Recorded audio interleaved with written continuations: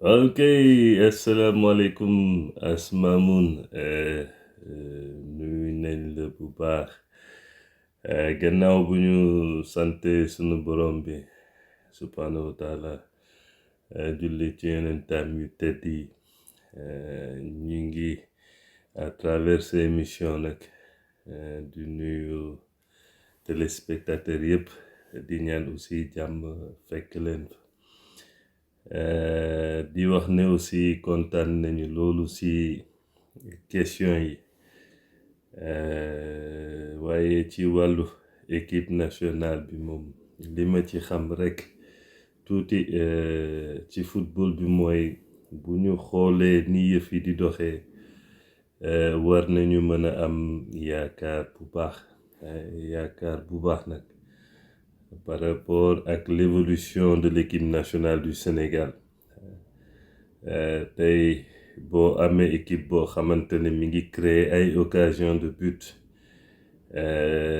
équipe boo xam ne elle a une bonne assise défensive solide dans la défense am ay milieux yoo xamante ne à tout moment mën nañu joindre les attaquants ba pare di mën a relayer aussi équipe bi ci bal bi buy jógee dans notre zone défensive loolu yëpp sant yàlla la te surtout li ëpp solo sax ci yëf yi mooy que l'équipe a une très belle marge de progression loolu sax moo ci gën a ëpp solo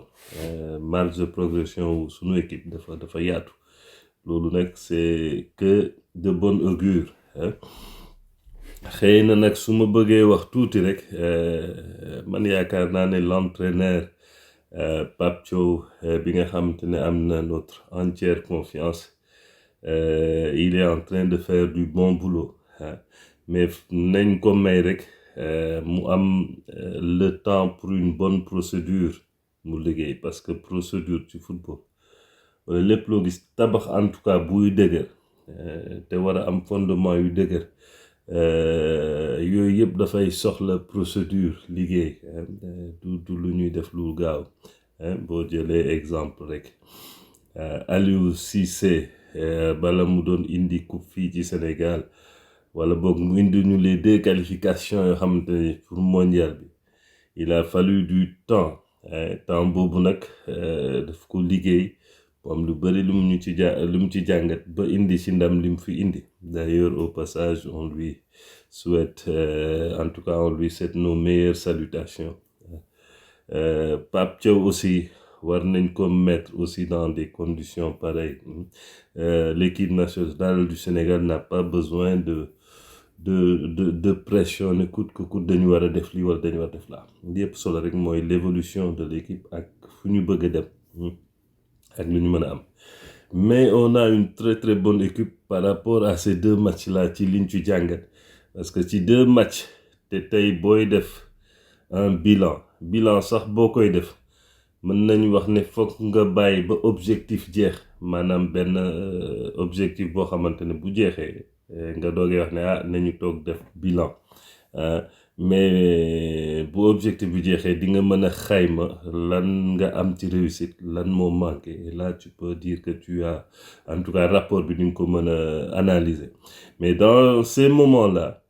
ni équipe bi di doxee on ne peut avoir que des bons sentiments maintenant nag football moom dafa nekk ci jamonoy statistique parce que jamonoy statistique moom football comme dafay dox jamono yi ñu toll def ci am solo te boo amee équipe boo xamante ne dans les phases préparatives boobu mi ngi la defal des bonnes statistiques yoo xamante ne ci wàllu but ak wàllu but marqué comme but encaissé nga ñëw ci phase compétitive comme la CAN nga am ci 2 matchs am ci 4 buts daal di jël benn but c'est pas des mauvaises statistiques maintenant nag boo jëlee rapport occasion ak but ak ni ñu développé mën nga wax ne attention l'équipe peut même encore être meilleure foofu laay wax ne sànq ne c'est très intéressant ñu xam ne am nañu benn marge de progression bu yaatu équipe bi am na ko moo tax ñu war a gën a encourager Pape Thiaw mu gën a taxaw ci yoon bi mu nekk parce que yoon bu baax la maintenant nag ci wàllu football bi nga xamante ne nag li ma ci bëgg a indiwaat tuuti rek asmaamu mooy nañuy bàyyi xel ne doo ñëw ba ci biir compétition sax di préparer wu les préparations des compétitions majeures kooku aussi ça se prépare au préalable ah su may jël exemple rek damay wax ne boo jëlee bébé buy doogay juddu doo ne léegi lañ ko confectionné il y a toujours un préalable parce qu'il a fallu la rencontre de deux personnes nga def ci benn 9 mois boo xamante ne wala boog benn 7 mois mu am li ci war a am yëpp bébé bi doogay judd te bébé bi sax bu juddoo asmaamu mënoo xam ndax dana doon ministre mënoo xam ndax dana doon président mënoo xam ndax dana doon professeur mënoo xam ndax dina doon ingénieur il faut que mu dund l'expérience ak influence bi muy am au niveau des études au niveau de l'expérience de la vie loolu yëpp moom moo koy forger ba mu nekk li muy nekki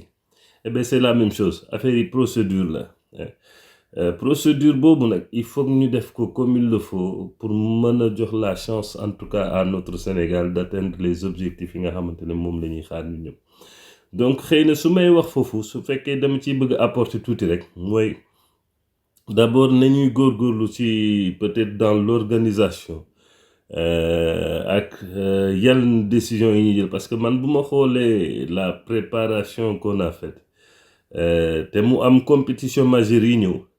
j'aurais pris les compétitions majeures en tout cas wala objectif par objectif tey bu ma xoolee dans nos préparations on a joué contre l'Angleterre on a joué contre l'Irlande on a joué contre je pense le Brésil match yooyu du match yu ñuy am souvent au niveau de la Coupe d'Afrique match yoo xamante ne xëy na li ngay ëpp chance gis ko boobaa day nekk au niveau du mondial ci compétition mondiale wala coupe du monde yooyu ngay gën a di faral di gis match yooyu mais au niveau de la Coupe d'Afrique xëy na da ngay équipe yu bëri dañ leen la jouer lu ay bloc bas jéem a utiliser say espace à travers des contres ba pare daal di formé kon xëy na ñun suñu préparation waroon nañu xool nu ñuy préparé woo ci genre équipe yooyu parce que Coupe d'Afrique bi xëy na boo ci amee benn ba ñaar ba ñetti équipe yoo xam ne dinañ ñëw bëgg a imposer seen jeu ubbi jeu bi bu ko defee le jeu reste ouvert boobaa xëy na l'aspect technique va être déterminant ak équipe bi nga xamante ne mooy def le moindre erreur possible parce que loolu la football laaj jamono ñu toll équipe bi nga xamante ne mooy gën a moytu erreur yi mooy ëpp chance xëy na pour gagner waaye équipe bu nekkee en place normalement warul di am yenn surprise yi wala yenn kii donc foofu la préparation waroon nañu gën a xool naka la ñuy préparer wu ba nga xam ne dañu mën a préparer wu d'abord pour la Coupe d'Afrique après nag bu ñuy jël bien vrai que les dates FIFA sont un peu délicates des fois ak yenn kii dafay xaw kii mais au moins mu am benn suite de logique boo xam ne xëy na après on aura le temps par rapport à kii pour mën a def préparation Coupe du Monde te boo xoolee aussi jamono yu ñu toll les aléas dafa bëri ci football donc une équipe aussi loolu yëpp foog ñu koy sóoraale mais daal war nañuy bàyyi xel ci loolu tamit il faut que fédération bi aussi gën a góorgóorlu aspect technique bi aspect administratif bi aspect yu bëri yoo xam ne comme aspect administratif beeg yooyu yëpp dafay am solo ñuy gën di bàyyi xel ci kii parce que lu ma wax sànq rek préparation c'est un peu au préalable pas au moment mais li ma gëm sax mooy Pape Thiaw mi nga xamante ne mi ngi ji biir compétition bi il a déjà son idée xam na ni mu bëgg a jouer xam na équipe am xam na force am xam na philosophie am boo xamante ne moom la pare pour élaborer ak ay équipe am objectif donc on doit avoir confiance en lui moom mi nga xamante ne moom moo am pratiquement presque toutes les informations yi nga xamante ne moom la nit di soxla pour mën a wax ne lii di nga ko mën a soxla wala lii parce que boo dëkkul ak joueur bi 24 heures sur 24 te aspect médical war a ñëw aspect yu bëri war a ñëw aspect psychologique war a ñëw loolu yëpp ñu boole ko ci kii bi moom mi nga xamante ne moo am kii moom moo gën a jege pour def les meilleurs choix loolu foog ñu jox ko confiance boobu surtout que nag on a un football plaisant un football qui va vite, un football qui sait gérer les temps, un football qui peut changer de rythme ba pare surtout nag mu am vitesse am des combinaisons yoo xamante ne ça peut être combinaison yoo xamante ne nit mënees na ci jàng football pour les jeunes donc vraiment ñun du ñu def lu dul di ko encourager Pape Thiaw et puis on doit vraiment soutenir nos entraîneurs locaux pour en faire des entraîneurs de renommée mondiale moom sax kenn la ci bokk na ci waaye loolu dafay am solo ci yëf yi maintenant nag xëy na ci deuxième question bi Asmaamun su ma ci bëggee ñëw mooy damay wax rek li may wax toujours l'organisation surtout au niveau de la fédération dafa war a am solo tey bu may jël exemple rek y a eu des moments yoo xamante ne ñu ngi fi nekkoon ci ay AG doon fi def des élections pour la fédération ñu gis li fi xew yëpp c'est pas la peine de venir derrière mais moment yi ñu ko tànnee sax baaxul woon te dafay am lu muy jur je peux prendre l'exemple des U17 Asmaamun U17 yi nga xamante ne qualifié nañu coupe du monde mu am des jeunes yoo xamante ne ay jeunes yu am talent lañu ñu nekk ci phase boo xamante ne xëy na dafay am solo ci seen carrière pour ñu mën a éclore seeni talent parce que doo xam ëllëg ci biir kan moo ci ñëw di ci servir yi Sénégal kooku parce que dañ leen fàtte woon parce que on était en train de battre campagne di def des élections wala di xëccoo des élections qu'on a un peu délaissé cette catégorie là ba tey ñoom bi ñu demee amuñu préparation bi ci war et on n'a pas eu les résultats bi nga xamante ne moom lañ ci yaakaaroon au niveau de cette coupe du monde là donc loolu te goo ma ne aussi parce que coupe du monde tous les 4 ans la xale bi nga xamante ne amoon na 17 ans nekkoon ci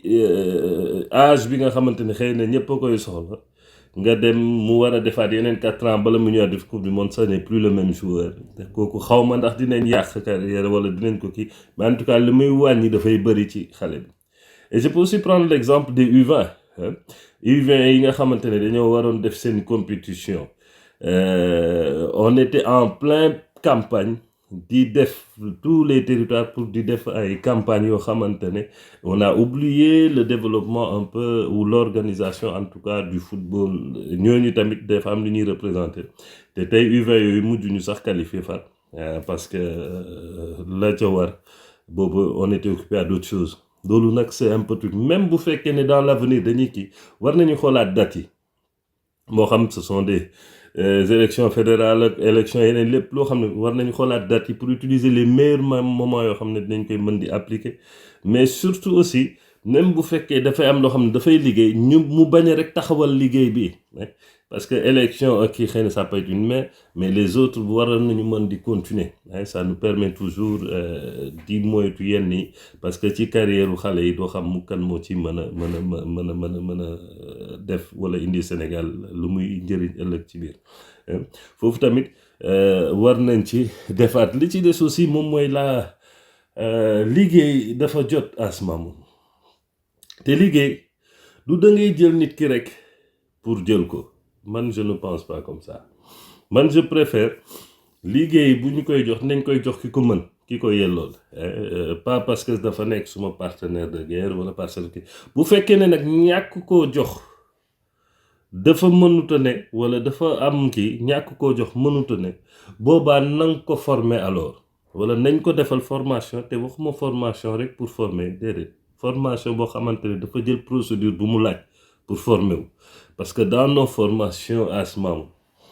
léegi-léegi ñu ne la dinañ la jox diplôme tel nga def ko ci 2 semaines ñu jox la ma xam-xam boo xamante ne yaa ngi ko war a jàng ci 2 3 ans 4 ans ñu ne la defal nañ la ko ci 2 semaines u séminaire wala 3 semaines séminaire loolu dañuy nax suñu bopp ak lu nit ki mën a luxus dañuy nax suñu bopp dafa mel ni rek nga jël paanu ndox ne yaa ngi koy sotti ci kaas di nga sotti xam-xam bi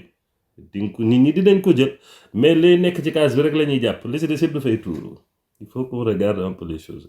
te def dara ak qualité moo gën di def quantité buy kii qualité dafa baax ci liggéey prendre le temps qu'il faut ñu assimiler ko formation de base bi nekk fi parce que ay savoir la yoo war a joxe ëllëg pour les futures générations donc yooyu yëpp il faut que fédération yee kii ñi yor kii bi di ko xoolaat mais nag quoi qu'on puisse dire ñoom it bu ñu xoolee ni ñuy def war nañu mën a am yaakaar ci yenn côté yi parce que on voit que ne y a des choses qui sont en train de changer ñu ngi bëgg kii mais aussi foog ñu jël comme on a prôné le changement foog ñu jël rek jox leen temps bi ñu soxla ñoom it parce que il faut ñu am procédure pour mën a huilé wu pour mën a kii te mën aussi méngoo wala tolloog équipe bi parce que notre équipe nationale dafa am doole. Donc fédération bi foog mu tolloog am doole bu tolloog moom ainsi de suite footballu local bi aussi foog ñu mooy ngoog tooleeg bi nga xamante ne parce que l'équipe nationale a moom mooy daanaka ginaaw bi mooy vecteur footballu Sénégal